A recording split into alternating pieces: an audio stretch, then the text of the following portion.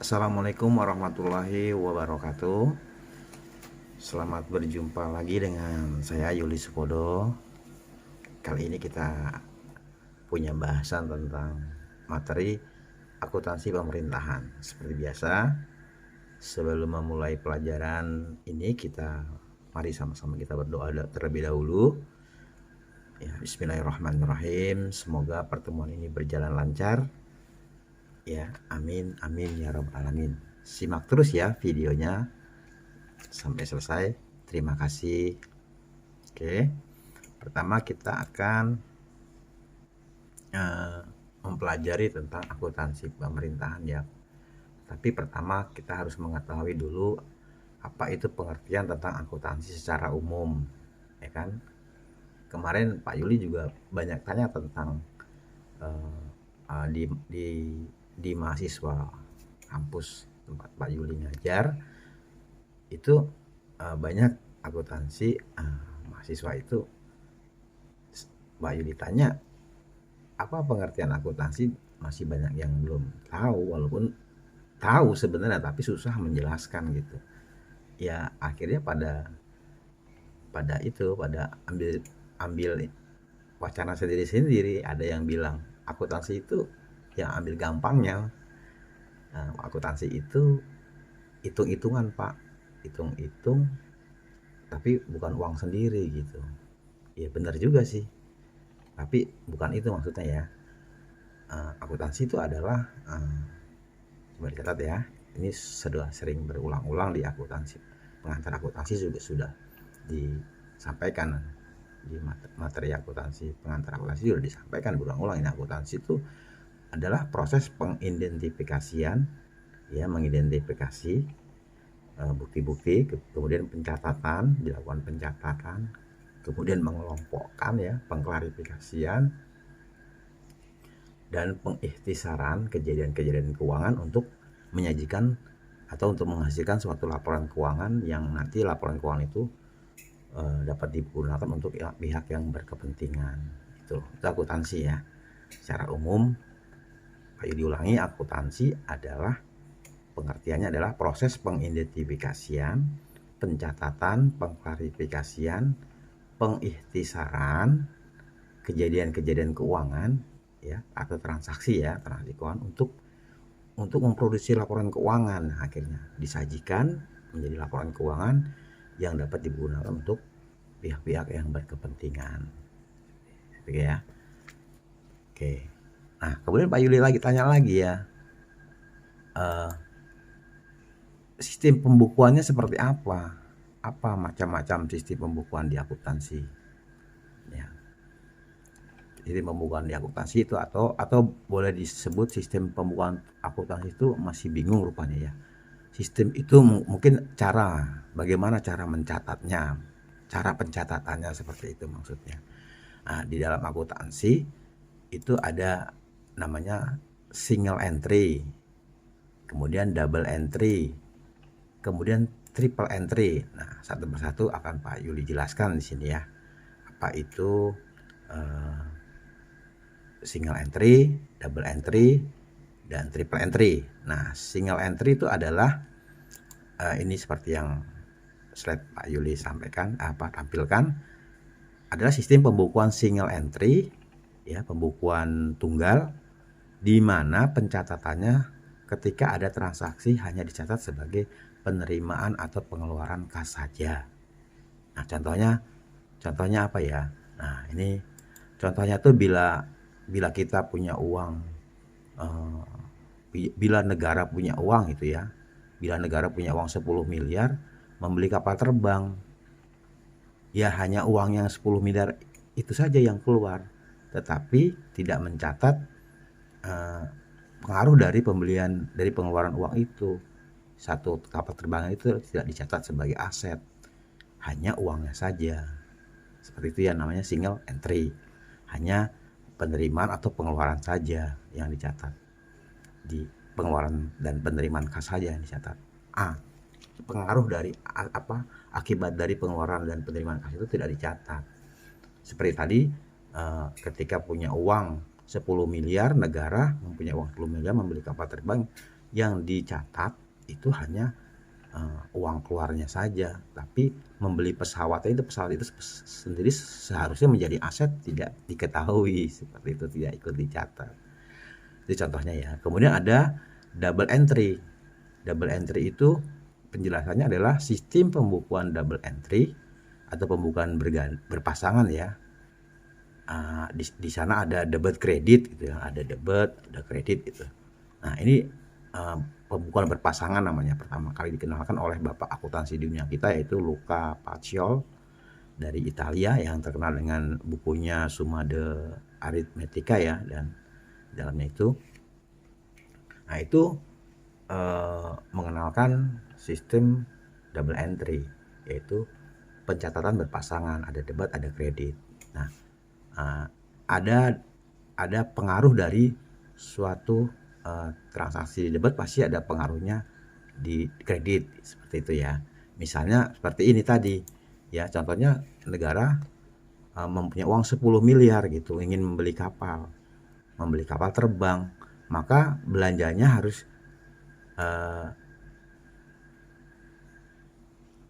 harus waktu belanja itu pengeluaran uangnya 10 miliar cukup dicatat sebagai pengeluaran kas ya, pengeluaran kas di kredit. Kemudian asetnya kapal itu dicatat di debit, aset berupa kapal ikut dicatat. Nah, ini yang disebut double entry, mempunyai efek atau mempunyai pengaruh dari suatu transaksi itu berpasangan, seperti itu.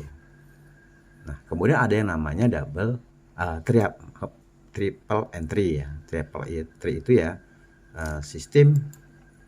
sistem pembukuan triple entry ya, itu pengembangan dari double entry yang ditambah dengan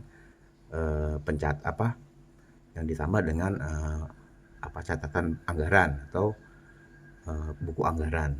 Nah, ini biasanya dan umumnya dalam perkembangan zaman ini sudah diterapkan di akuntansi pemerintahan. Ya, triple entry itu maksudnya setiap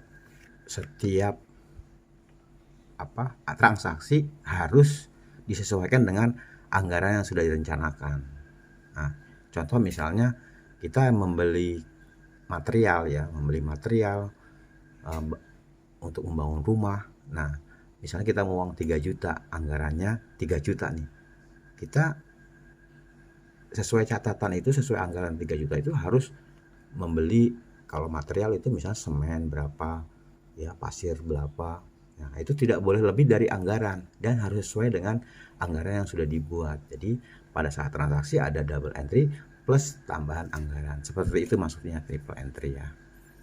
Kemudian Pak Yuli juga tanya apa basis dari akuntansi. Nah, di sini ada basis ya. Basis akuntansi itu ada 2 ya. Pertama berbasis akrual ya, dan basis kas. Apa itu basis akrual? Basis akrual adalah basis yang mengakui pengaruh transaksi walaupun uang secara fisik belum diterima atau dikeluarkan. Itu akrual, itu diakui walaupun uang itu belum masuk atau belum keluar secara fisik uangnya. Misalnya terjadinya transaksi piutang ya, penjualan secara piutang, itu secara hak kita punya hak nagih dan punya pendapatan gitu. Jadi piutang kita akui, kemudian kita akui pendapatan di kreditnya ya. Tadi nanti pada saat uang itu tertagih, maka kas bertambah di debit, piutangnya berkurang di kredit. Nah, awalnya piutang pada pendapatan, seperti itu sudah diakui walaupun uang belum masuk. Itu namanya akrual ya, basis akrual.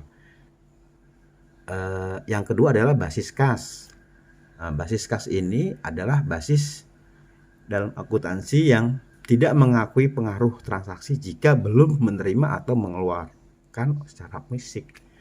Artinya kalau apapun itu transaksi baik pendapatan, apapun biaya, beban, kalau dia belum menerima uang atau belum mengeluarkan uang, dia tidak akan mencatat. Nah, seperti itu perbedaannya. Ya, nah nanti di dalam akuntansi pemerintahan ini dipakai ini dipergunakan sebagai pencatatan di dalam laporan operasional dan laba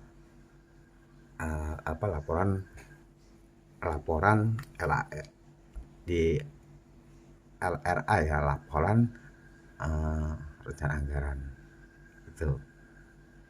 Nah, nanti ada yang basis accrual dibukukan dan berbasis kas, dia ada yang dibukukan dan ada yang tidak, seperti itu. Kemudian kita meningkat ke apa itu akuntansi pemerintahan ya. Kita sekarang masuk ke pada inti pembahasan materi kita hari ini. Apa itu akuntansi pemerintahan? Nah, Pak Yuli sampaikan ya, akuntansi pemerintahan itu adalah aktivitas pemberian jasa penyediaan informasi keuangan pemerintah ya, tetapi dengan proses akuntansi. Nah, ini adalah akuntansi pemerintahan. Akuntansi pemerintahan ya hampir mirip sama dengan akuntansi komersial, tapi ada perbedaan ya deh. Nanti Pak Yuli sampaikan perbedaan-perbedaan yang lengkap, tapi di sini kita belum membahas itu. Kita akan bahas yang perbedaan yang menyolok itu standarnya aja ya. Standar akuntansi yang digunakan oleh akuntansi komersial itu kan biasanya PSAK ya, pedoman standar akuntansi keuangan. Tapi kalau di standar pemerintah itu yang digunakan adalah dia mempunyai standar sendiri, yaitu standar akuntansi pemerintahan atau SAP. Nah, seperti itu. Nah, dari segi aturan memang beda, tetapi secara umum ya, logika atau feeling atau alurnya itu akuntansi komersial sama dengan akuntansi pemerintahan ya. Sama, akuntansi pemerintah menggunakan, tetapi akuntansi pemerintah ini menggunakan sistem triple entry ya, karena perkembangan zaman sekarang kayak itu pengembangan dari double entry plus catatan anggaran yang harus ditaati dan menjadi patokan, menjadi dasar untuk transaksi di pemerintahan. Seperti itu ya. Apa itu pemerintahan daerah? Nah, ini kita masuk ya. Pemerintahan daerah ya terdiri dari pemerintahan daerah itu ya ada gubernur, ada wali kota, ada bupati, dan ada perangkat daerah ya sebagai unsur penyelenggara daerah. Kemudian di perangkat daerah ya SKP, Satuan Kerja Perangkat Daerah ini, nah itu ada terdiri dari dinas-dinas ya seperti kecamatan, dinas kesehatan, dinas pendidikan, atau satpol pp atau lembaga teknik lainnya, sekretaris daerah dan lain-lain ya. Nah,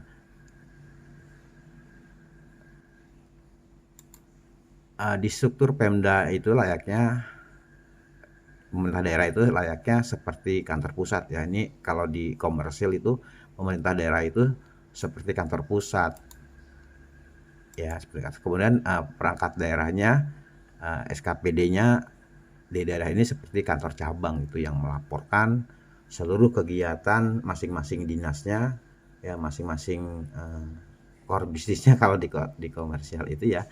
Kemudian dilaporkan ke pemerintah daerah gitu. Nah, pemerintah daerah nanti yang mengkonsolidasi, menggabung ya semua laporan menjadi laporan pemerintah daerah setempat itu. Gitu, seperti itu ya. Nah, inilah bagan atau alurnya pemerintah daerah.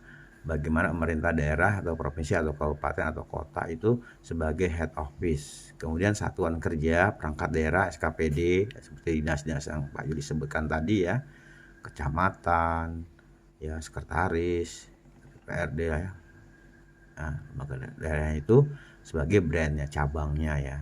Nah, cabang ini mempunyai unit pelaksana teknis daerah-daerah atau UPTD. Nah, Nah, di pemerintah yang ada gubernurnya itu, ya, ada gubernur, ada wali kota, ada bupati, ya, itu mempunyai bendahara ya, bendahara umum daerah atau BUD yang mendapat uang dari APBD. APBD itu dari mana ya? Limpahan dari APBN ya, APBN yang disetujui oleh DPR. APBN yang disetujui oleh DPR kemudian masuk ke APBD. Itu ya. Nah, jadi setelah dari masuk ke dari APBN ke APBD ini masuk diterima oleh BUD ya, Bendahara Umum Daerah ya, dapat limpahan uang atau anggaran dari APBD ya, dari APBN, kemudian menyalurkan uang ini ke dinas-dinas atau satker ya, satuan kerja. Dinas-dinas atau satuan kerja di setiap satker ini punya biasanya punya umumnya ada harus punya dua satker itu apa biasanya ada dua bendahara, yaitu bendahara penerimaan dan bendahara pengeluaran gitu. Nah, ini akuntansi SKPKD nih, wali kota, misalnya wali kota ya. Ini tugasnya adalah mengumpulkan laporan-laporan dari dinas SKPD yang ada di daerahnya, dinas-dinas yang disebut entitas akuntansi. Kalau ini entitas pelaporan ya, karena dia mengumpulkan laporan-laporan dari satker ya, SKPD yang ada di dinas itu. Misalnya di sini ada dinas kesehatan atau dinas pendidikan atau kecamatan atau dinas lainnya yang punya bidang lembaga-lembaga teknis lainnya yang dari daerah, itu dikumpulkan, digabung, kemudian menjadi satu laporan wali kota. Nah, gitu selanjutnya ya. Nah, di sini ada entitas ya, entitas pelaporan. Di sini pelaporan itu ya entitas yang bertugas untuk menyatukan konsolidasi laporan keuangan. Ini tugasnya di dinas PPKD ya, wali kota ya, di tingkat daerah BUD. Kemudian apa itu entitas akuntansi? Entitas akuntansi itu adalah entitas yang bertugas untuk membuat laporan keuangan ini ya. Seperti dinas-dinas ini membuat laporan ya sesuai bidangnya, yang bidang dinas kesehatan atau dinas pendidikan atau teknis bidang lembaga teknis lainnya, itu membuat laporan sendiri-sendiri, kemudian nanti dikonsolidasikan atau digabung oleh SKPKD-nya di wali kota. Jadi BUD itu dapat, tadi ya kembali Pak Yuli sampaikan bahwa BUD itu dapat limpahan APBD itu dari APBN ya. Dia kemudian menyalurkan uang ke dinas dan satker-satkernya yang ada di daerah ya, di SKPD ya. Nah, kemudian ada dua bendahara di setiap satker itu, ada bendahara ya, bendahara penerimaan dan bendahara pengeluaran. Ya, nanti BUD itu melimpahkan ke bagian bendahara-bendahara sesuai peruntukannya ya. Kalau untuk dikeluarkan ya ke bendahara pengeluaran. Nah, kemudian yang bagian penerimaan ya dia mencatat bagian penerimaan, masing-masing membuat laporan sendiri-sendiri nanti ya. Apa itu APBN ya, kita akan review kembali. Anggaran pendapatan dan belanja negara atau yang biasa disingkat dengan APBN itu didefinisikan dalam pasal 23 ayat 1 ya, Undang-Undang Dasar tahun 1945 sebagai berikut ya. Ini anggaran pendapatan dan belanja negara ya sebagai wujud dari pengelolaan keuangan yang negara yang ditetapkan setiap tahun dengan undang-undang dan dilaksanakan secara terbuka dan bertanggung jawab untuk sebesar-besarnya untuk kemakmuran rakyat. Adapun mengenai penyusunan, penetapan dan pemeriksaan APBN dapat dilihat pengaturan dan lebih lanjut di Undang-Undang Nomor 17 tahun 2003 ya, Undang-Undang Nomor 1 2004 dan Undang-Undang Nomor 15 tahun 2004 ya. Kemudian sederhananya seperti apa ya? Sederhananya itu APBN itu adalah rencana keuangan tahunan pemerintahan negara yang disetujui oleh Dewan Perwakilan Rakyat. Ya. Kedua, dikatakan tahunan karena APBN ditetapkan memang setiap tahun oleh undang-undang dengan masa berlakunya itu setahun yang dimulai dari 1 Januari sampai dengan tanggal 31 Desember ya, tahun berjalan. Nah, pengertian APBD sendiri itu apa ya? APBD itu pengertiannya adalah review ya, yaitu rancangan keuangan tahunan yang disusun oleh pemerintah daerah atas hasil persetujuan dan Dewan Pertimbangan Dewan Perwakilan Rakyat Daerah. Nah, penggunaan APBD ini adalah sebagai prosedur utama dalam menentukan jumlah pengeluaran serta pendapatan. Hal itu bertujuan untuk meningkatkan pelayanan masyarakat dan kesejahteraan umum. Itu arti APBN ya. Nah, ini ada dasar-dasar hukum APBD.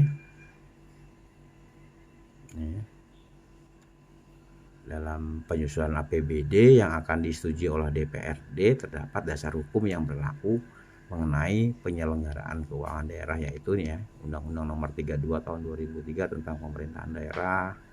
Kemudian ada Keputusan Menteri Dalam Negeri Nomor 29 tahun 2002 tentang pedoman pengurusan pertanggungjawaban keuangan daerah serta tata cara pengawasan, penyusunan dan perhitungan APBD ya. Nah, sini lengkap ya guys. Nah, kembali ke akuntansi pemerintahan ya. Nanti boleh dibaca-baca ya tentang peraturan pemerintah dan undang-undang tentang APBD ini. Nah, kita kembali ke akuntansi pemerintah. Nah, dalam akuntansi pemerintahan ada beberapa jurnal yang dicatat 2 kali ya, yaitu jurnal laporan operasional dan jurnal laporan realitas anggaran. Jurnal laporan realisasi anggaran, yaitu ini tadi persamaannya tetap sama ya, persamaan akuntansi pemerintahan dan akuntansi komersial itu sama ya. Logikanya itu aset sama dengan liabilitas ditambah ekuitas ditambah pendapatan dikurang beban ya. Ini kan dari laba rugi ya, ekuitasnya bertambahnya. Kemudian di dalam pemerintahan akuntansi pemerintahan itu ada nomor-nomor akun ya, namanya BAS. Nah, ada BAS itu bagian akun standar ya, standarnya akun-akun yang ada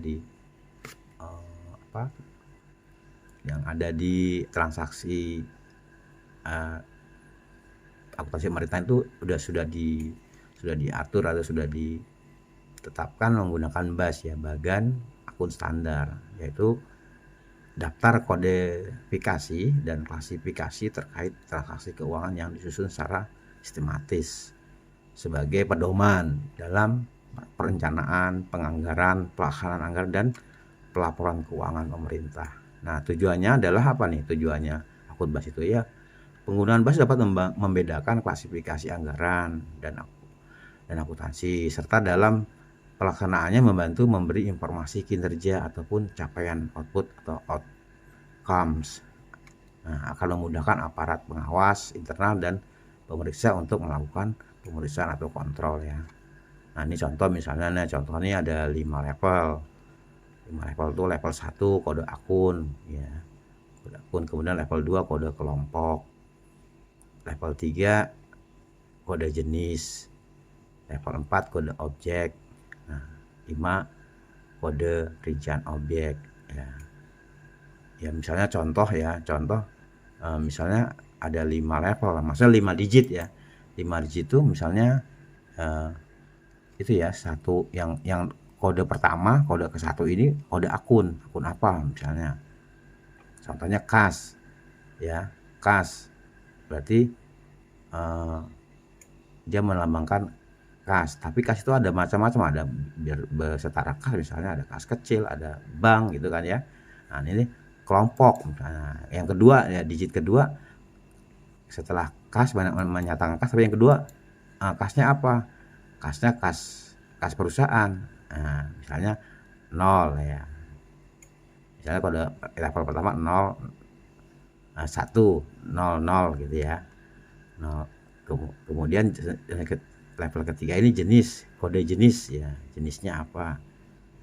Ya, seterusnya. Nanti bisa dijelaskan pada praktek pada saat menginput di aplikasi. Ya, ini ada aplikasinya. Nanti pada saat kita praktek ya, kita gunakan kode ini. Nah, di sini ada kode akunnya, ada 9 jenis ya, kode akun 9 jenis ini. Nah, akun 1 misalnya itu aset ya. Tadi Pak Yuli sebutkan. Kemudian akun 2 itu kewajiban. Ini. Jadi kalau ada akun 1 depannya itu pasti aset. Kalau akun 2 itu kewajiban atau liabilitas ya, akun 2. Kemudian kalau akun 3 depannya itu ekuitas ya, modal, kapital. Kemudian kalau akun 4 itu dia menandakan pendapatan LRA ya, laporan realisasi anggaran. Kemudian kalau akun 5 itu belanja ya, belanja ya, belanja. Kemudian kalau 6 itu transfer, depannya 6. Akun 7 pembiayaan. Kemudian kalau akun 8 itu pendapatan LO, depannya 8 ya, yang satu kalau ditandain kalau depannya 8 paling utama ya di kode level 1 tadi, di digit pertama. Kalau 8 itu pendapatan LO, ini semuanya melambangkan itu. Kalau 9 depannya paling depan 9 itu pasti beban. Nah, inilah perbedaan akuntansi pemerintahan dan akuntansi komersial ya, dari sisi laporan, dari sumber pendapatan, kemudian dari standar akuntansi yang berbeda, ada kepemilikan. Nah, ini ada semua di sini. Bisa dibaca ya, di situ bisa di apa? Pak Yuli perlihatkan, bisa dibaca ya dari laporan. Itu jelas berbeda ya, karena perbedaan akuntansi komersial dan akuntansi pemerintah itu adalah sisi laporannya dalam jurnal ya. Akuntansi komersial milih laporan laba rugi, laporan perubahan modal, dan laporan arus kas, sedangkan akuntansi pemerintah tidak mempunyai laporan laba rugi, namun sebagai gantinya adanya surplus ya. Dan gantinya ada akuntansi pemerintahan terdapat laporan operasional dan laporan realisasi anggaran. Nah, komponen neraca pada akuntansi pemerintahan juga berbeda ya, munculnya istilah baru ya, diantaranya dana cadangan, ekuitas, dana ekuitas dan dana lancar, ekuitas dana investasi, dan ekuitas dana cadangan. Nah, hal ini didasarkan bahwa dalam pencatatan laporan pemerintahan tidak berorientasi pada laba atau profit. Nah, ini dalam dari sisi laporan ya. Intinya kalau laporan pemerintah, laporan komersial itu dia punya orientasi profit ya, adalah laba rugi. Kalau di akuntansi pemerintahan penggantinya adalah realisasi anggaran ya, laporan anggaran dan laporan operasional, itu surplus apa defisit. Itu dari sumber pendapatan. Nah, pendapatan ya, dari sumber pendapatan aja, sumber pendapatan akuntansi komersial berasal dari penjualan harga dan jasa, tergantung dari mereka yang jual ya, core bisnisnya ya. Sedangkan untuk akuntansi pemerintahan, pendapatan berasal dari penetapan atau penetapan aturan atau hukum-hukum, misalnya adalah pemberlakuan pajak ya. Nah, pendapatan itu biasa dianggarkan dulu ya, kalau berdasarkan laporan tahun sebelumnya biasanya. Misalnya tahun 2019 mendapat penerimaan dari pajak 1 miliar. Nah, kemungkinan tahun 2020 dianggarkan bisa mendapatkan pendapatan dari pajak 1 miliar juga, atau bisa kurang ya, atau bisa lebih ya, tergantung laporan pendukungnya ya, alasan pendukungnya itu seperti itu. Tapi penganggaran ini dibuat itu berdasarkan hasil laporan tahun sebelumnya. Nah, Kemudian standar akuntansi yang berbeda. Nah, standar tadi sudah Pak Yudi jelaskan ya. Kalau di akuntansi itu ya, untuk akuntansi komersial itu tunduk pada standar akuntansi keuangan (SAK) yang dirancang oleh Ikatan Akuntansi Indonesia (IAII) ya, IAI ya. Namun untuk akuntansi pemerintahan tunduk pada standar akuntansi pemerintah (SAP) yang dirancang oleh Komite Standar Akuntansi Pemerintahan atau KSAP yang diatur dalam Peraturan Pemerintah Nomor 71 Tahun 2010. Nah, itu bedanya ya. Dari standar tadi sudah disampaikan. Kemudian dari auditor ya, jika dalam akuntansi komersial pihak yang berwenang untuk mengaudit laporan keuangan adalah akuntan publik. Nah, sedangkan untuk akuntansi pemerintahan pihak yang berwenang untuk memeriksa laporan keuangan adalah Badan Pemeriksa Keuangan atau BPK. Nah, ini yang audit juga beda ya. Kalau akuntansi komersial itu KAP ya. Kalau akuntansi pemerintahan itu BPK. Nah, kepemilikan sekarang. Kalau di laporan keuangan komersial itu dibuat untuk ditujukan ya bagi mereka yang pemilik, bagi mereka ya, laporan itu ditujukan untuk mereka ya pemilik dalam organisasi atau entitas tersebut dan memiliki kepentingan atas laporan yang telah dibuat. Nah, untuk entitas dengan akuntansi komersial bisa dimiliki oleh banyak kepemilikan bagi mereka yang memegang saham ya, contohnya ya di situ ada macam-macam saham ya, ada saham preferen gitu, ada saham biasa. Nah, dalam perusahaan tersebut itu ya, maksudnya di dalam perusahaan itu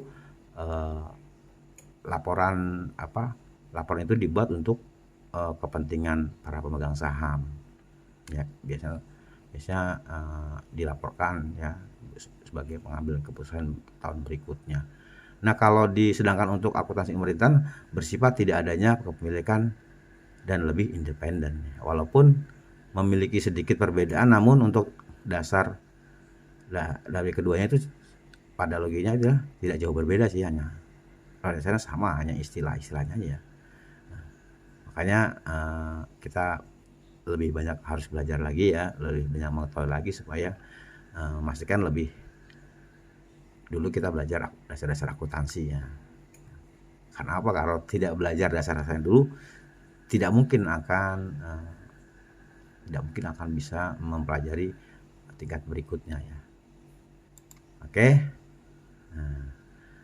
Nah, bagaimana teman-teman dengan penjelasan teori akuntansi pemerintahan di atas ya? Semoga video ini bisa bermanfaat dan membantu memahami untuk belajar akuntansi pemerintahan ya. Baik, terima kasih atas perhatiannya. Sampai ketemu pada video berikutnya, yang insya Allah Pak Yudi akan mengerjakan proses akuntansi untuk membuat laporan keuangannya ya, bagaimana ya prakteknya ya di akuntansi pemerintahan ini. Oke, baik. Terima kasih atas perhatiannya. Assalamualaikum warahmatullahi wabarakatuh.